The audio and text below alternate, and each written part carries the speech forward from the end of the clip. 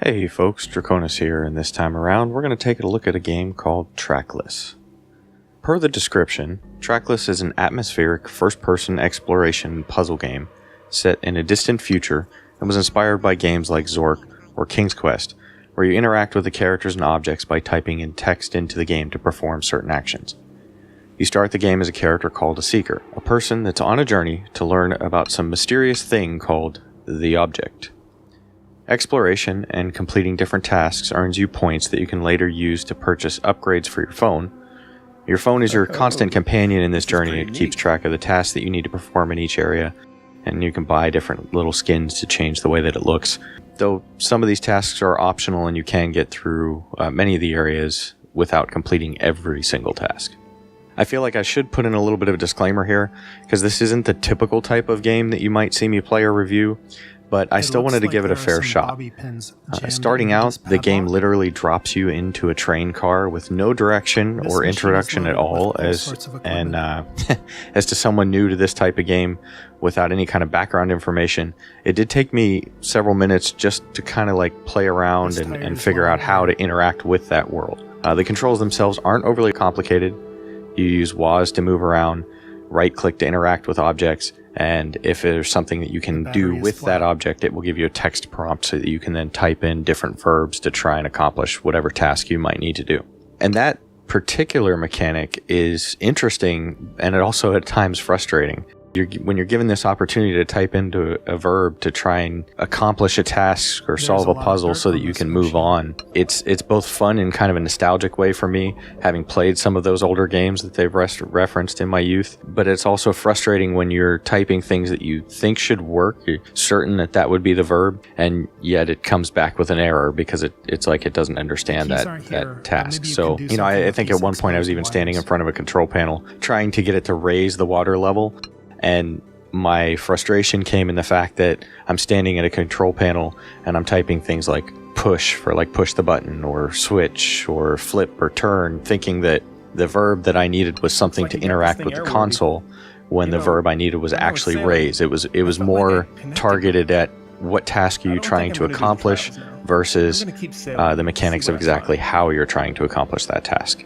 I did see in the game where sometimes more than one verb would allow you to complete a task, and I did see some text somewhere that said certain verbs would grant you more points than others.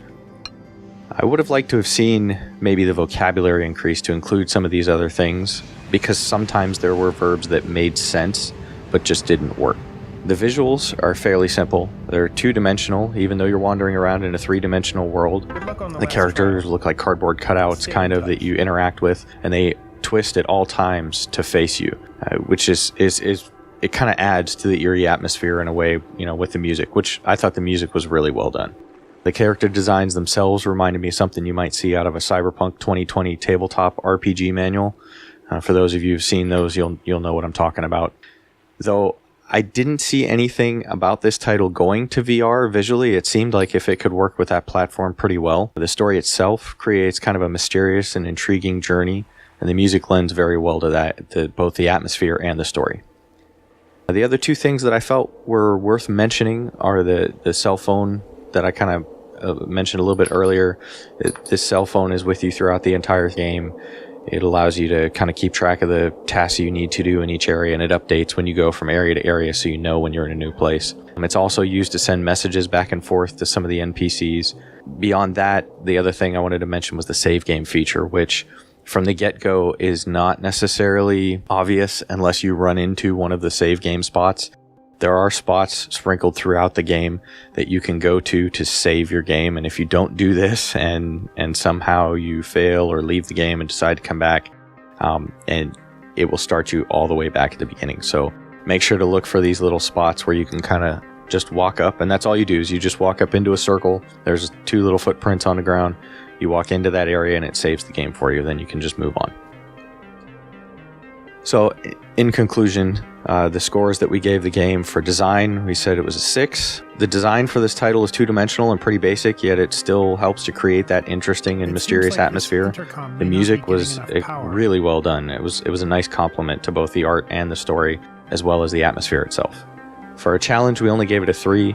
There were some moments of frustration trying to pick just the right verb, but overall the game itself didn't seem to be overly challenging, and while it was fun, we didn't really see much of a reason to play through it more than once, and unless you really just wanted to go through and see other types of verbs or maybe explore some areas that you hadn't explored before fully. For the price, currently on Steam, it's $9.99, and while $10 isn't that much to pay, this is a title that I would probably wait for a Steam sale. For myself, I wouldn't mind paying $5 for it. If it was priced at that range, I'd be totally okay with purchasing it. So our overall score averages out to be a 4.4 out of 10, which I realize does sound on the lower end of the scale of things, but on a Steam sale, I would even bump this up to maybe a 6, considering that it's not like your typical games out there. It's nice to play something different, kind of refresh the palette a little bit, and this could totally be fun just to spend a couple hours going through and doing something new. So that's it for this time. I'm Draconis with the Bammster crew, and I hope you've enjoyed our review of Trackless.